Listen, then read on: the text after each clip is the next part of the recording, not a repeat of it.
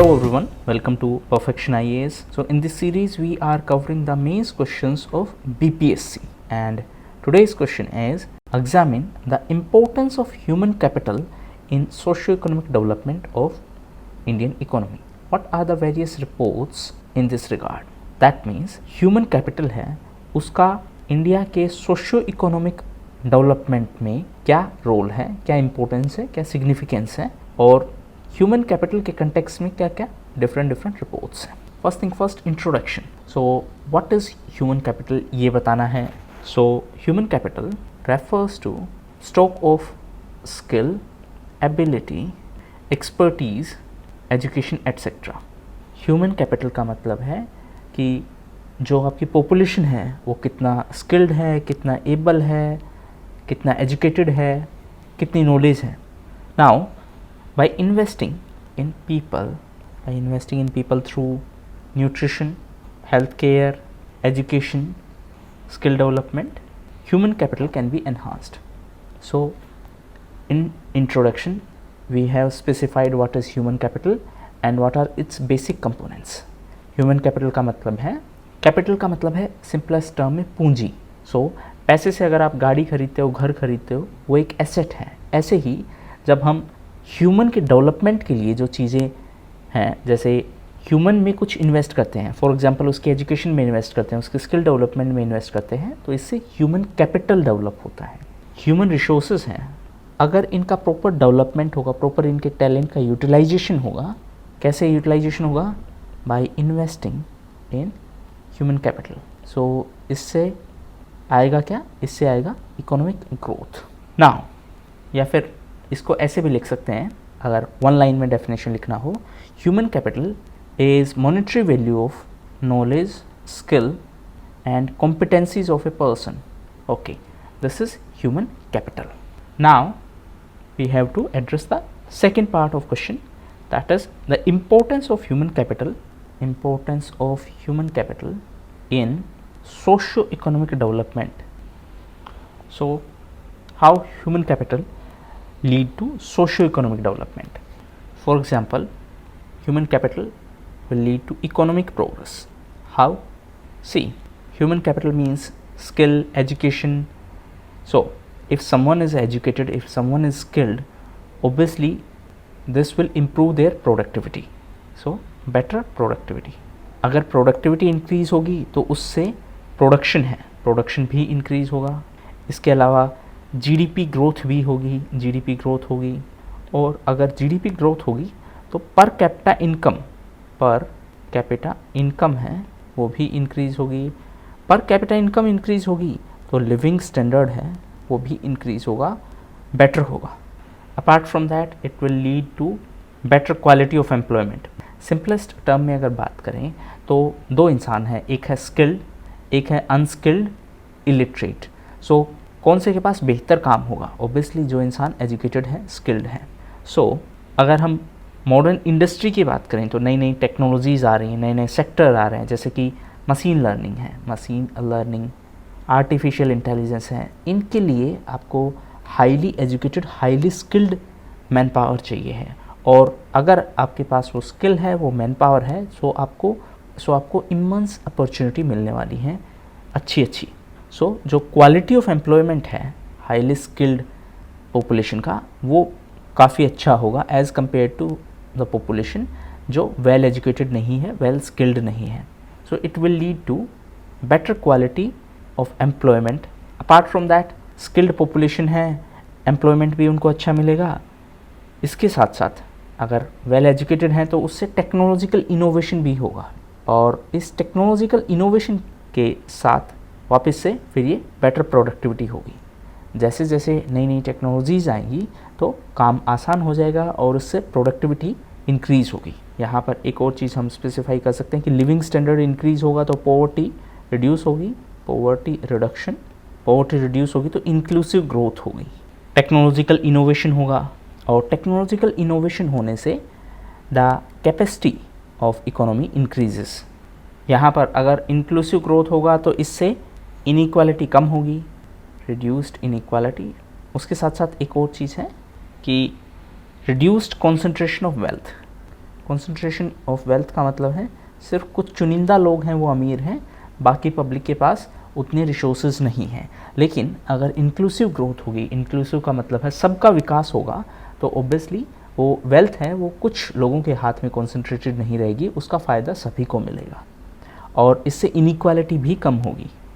इसके साथ साथ it will lead to empowerment of vulnerable section.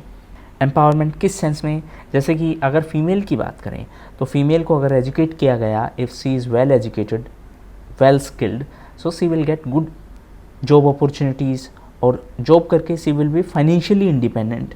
सो एक सेंस ऑफ एम्पावरमेंट आएगा, she will not be dependent on male counterparts. और यहाँ पर IMF का एक डेटा कोट कर सकते हैं। As per IMF, equal participation of women in workforce will increase India's GDP by 27%, by 27%. So you can see कि how significant role women can play in the economic growth of country. Now यहाँ पर एक important चीज़ ये है कि अगर question BPSC के context में हो तो वहाँ पर ये चीज़ स्पेसिफाई करना ज़रूरी है कि फीमेल का जो लेबर फोर्स पार्टिसिपेशन रेशियो है बिहार में वो बहुत कम है। सो अगर प्रॉपर स्टेप्स लिए जाएं जिससे कि फीमेल का labour force participation ratio increase किया जाए तो उससे बिहार का इकोनॉमिक ग्रोथ है उसमें एक पॉजिटिव चेंज आएगा। So these are few important points related to the significance of human capital in socio-economic development. Now, simplest term में एक हम बात कर सकते हैं कि how to increase human capital. So we can say invest in education, invest in education. So यहाँ पर कुछ गवर्नमेंट पॉलिसीज़ को हम स्पेसिफाई कर सकते हैं। For example Sarva Shiksha Abhiyan, national education policy, then invest in health, national health policy है, national health policy, and as per national health policy जो एक्सपेंडिचर टारगेट है, expenditure target that is 2.5% by 2025. So health के case में Ayushman scheme भी है. Then coming back to skill, so for that Skill India initiative is there, Skill India initiative is there. Then need to focus on digital literacy.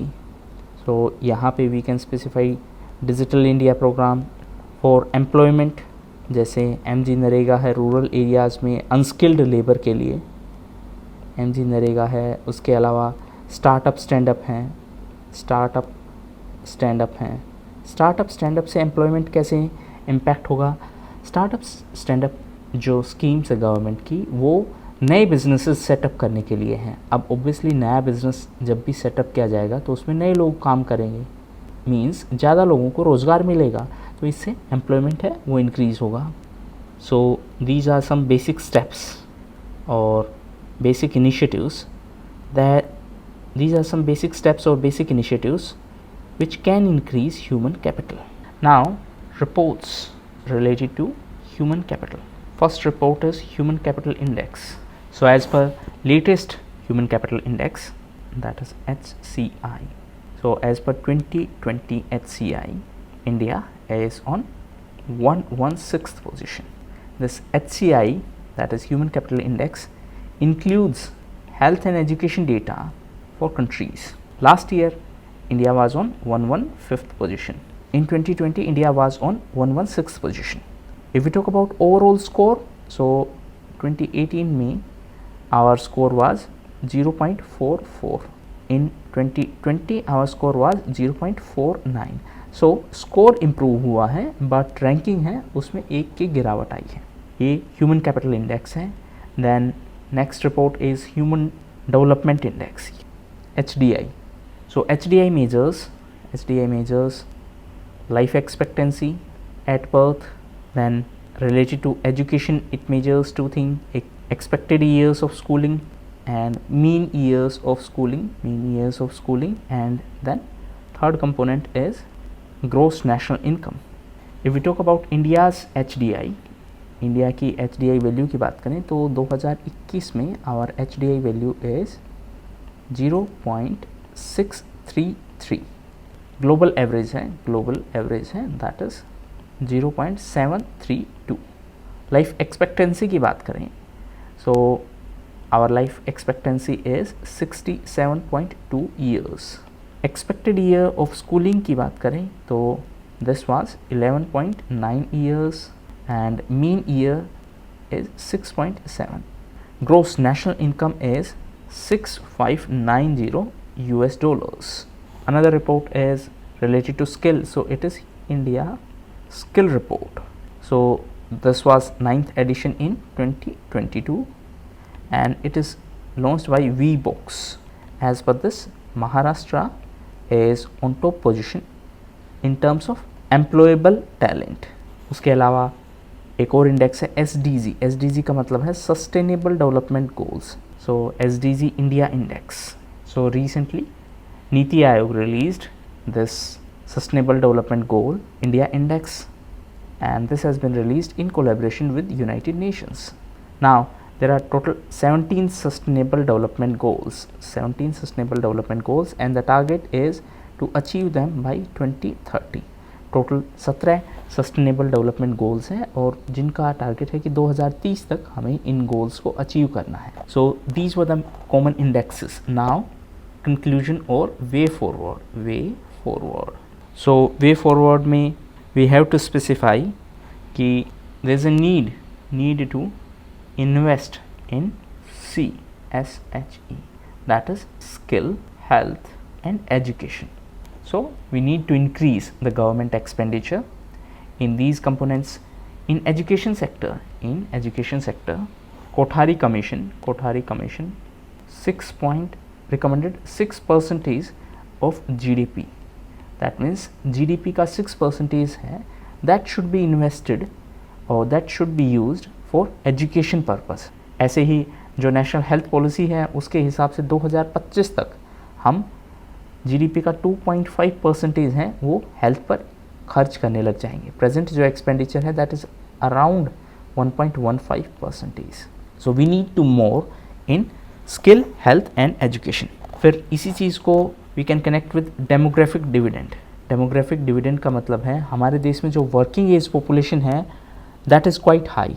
सो अगर उस population का फ़ायदा हमें लेना है, मीन्स उस पॉपुलेशन को एज ए एसेट यूज़ करना है, तो obviously we need to invest more in human capital. So इसको हम बता सकते हैं कि India has a huge advantage of its demography. So for optimum utilisation of our demography we need to invest in human capital. So by increasing investment in human capital, we can reap the benefit of our demographic dividend, and therefore we can achieve the target of 5 trillion economy, and we can ensure inclusive and sustainable development. Whenever you are writing an answer related to economy, make sure you use these keywords like 5 trillion economy, inclusive growth, sustainable development, demographic dividend, human capital. So these are key terms which should be part of your answer whenever you are writing an answer related to economy. So that was all for this topic. Thank you.